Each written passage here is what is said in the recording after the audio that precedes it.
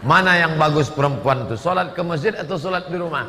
Perempuan lebih baik sholat dalam pekarangan, lebih baik sholat dalam rumah, lebih baik sholat dalam kamar, lebih baik sholat dalam tempat yang sempit. Hadisnya sahih.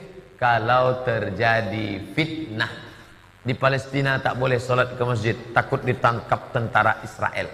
Tapi di Kepenuhan, ibu yang sholat di masjid, apa ada tentara Israel menunggu dari balik? Tak ada. Maka kalau tak terjadi fitnah, perempuan tetap dapat pahala, tapi tak macam laki-laki. Kalau laki-laki wajib. Makanya Nabi selesai sholat menghadap dia ke jamaah. Nabi menghadap ke jamaah itu kan menunduk. Sekarang banyak imam menghadap ke jamaah menunduk, dia grogi. Kalau Nabi menghadap ke jamaah, dia periksa, Asyhadul fulan, Asyhadul fulan, Asyhadul fulan, mana fulan, mana fulan, mana fulan. Kenapa tak datang berjamaah? Layan tahiyadna, yang sholat di rumah, yang sholat di kamar, yang sholat di rumah, jangan lagi sholat di rumah, berhenti, datang ke masjid. Kalau tetap sholat di rumah, la uharriqanna alaihim buyutahum, kubakar nanti rumah mereka. Siapa yang sholat di rumah, kubakar, kata Nabi. Itu. Kalau sempat hidup Nabi sekarang, bertambah titik api di Provinsi Riau. Yang banyaknya orang tak sholat di masjid. Perempuan tetap sholat ke masjid, tapi tak wajib. Kalau dia datang berpahala, apalagi ada majelis pengajiannya, dalam kurung syarat dan ketentuan berlaku. Ke masjid jangan pakai gelang kaki, karena kalau dipakai gelang kaki, kerincing, kerincing, kerincing, kerincing. Semua jamaah menengok.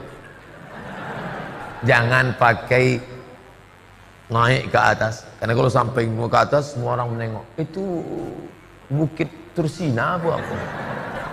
Jangan bersolek-solek jahiliyah. Udah tahu mau ke masjid pakai solek, makeup. Sampai ke masjid orang senyum, awak senyum. Rupa yang disenyumkan orang awak. Sebelah warna hijau, sebelah biru. Muka putih, tangan hitam. Bodak Kelly 2 inci.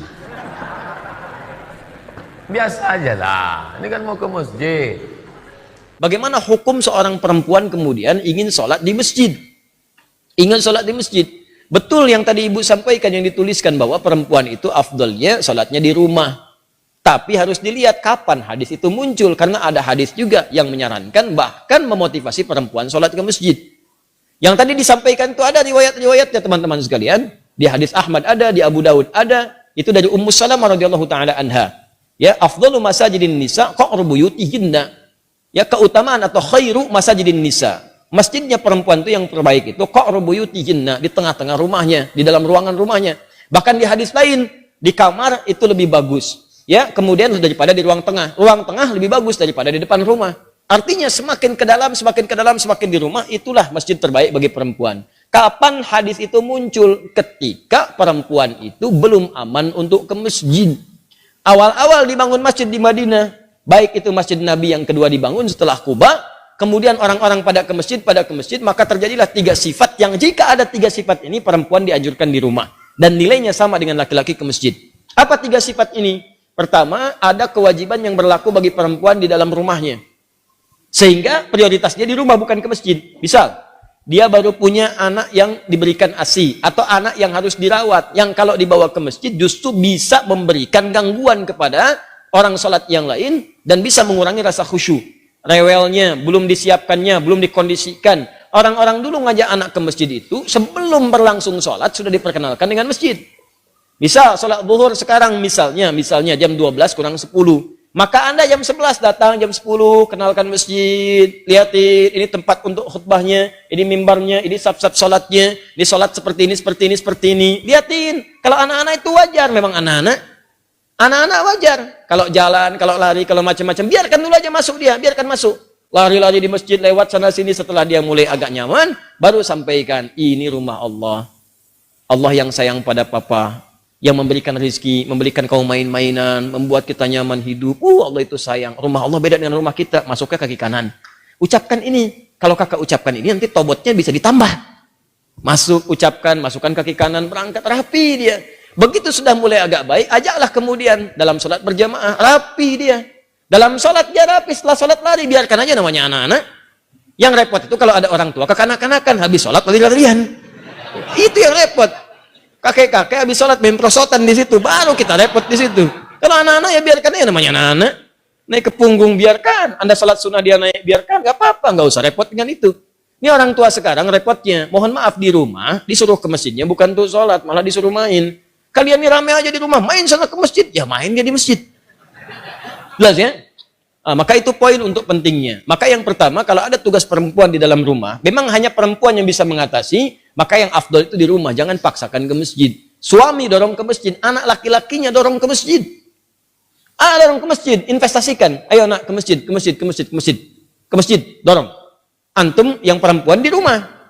Itu afdalnya. Yang kedua, jika kemudian di jalan itu belum aman dari fitnah. Ini terjadi di zaman Nabi. Awal-awal dibangun Masjid Nabawi itu, bahkan jangankan ke masjid. Malam-malam itu suka buang hajat, tidak ada toilet. Yang ada itu kebun-kebun. Di kebun-kebun kurma, macam-macam. Perempuan-perempuan juga demikian. Begitu keluar sering diganggu oleh preman-preman Madinah. Awal-awal di Madinah itu ada preman. Ada, kemudian tobat. Jadi kalau ada preman sekarang, telat. Kalau nggak tobat, keterlaluan. Orang jahiliyah, tobat, preman, tobat, telat. Kalau sekarang ada preman, tidak tobat. Ya Alhamdulillah, Alhamdulillah. Kemarin-kemarin saya lihat ada banyak yang baik-baik. Saya waktu mengisi untuk persiapan Ramadan, itu Masya Allah ada teman-teman dari Pang. Sahabat-sahabat Pang. Masya Allah tampilan, badannya, macam-macamnya. Tapi Masya Allah tobat mereka. Begitu bertobat, hal pertama yang mereka lakukan adalah mengganti namanya. Dari Pang menjadi Pangajian. Ya, Pang jadi pengajian. Tobat. Nah itu diganggu perempuan-perempuan itu. Sering diusilin. Sampai bahkan turun ayat tentang jilbab. Ya ayuhan nabiyyu qul li azwajika wa banatika wa nisa'il mu'minin yudnina min jalabibihinna. Hei Nabi, katakan pada istrimu, anak-anak perempuanmu dan perempuan-perempuan yang beriman. Sampaikan pada mereka, rendahkan jilbab-jilbab mereka.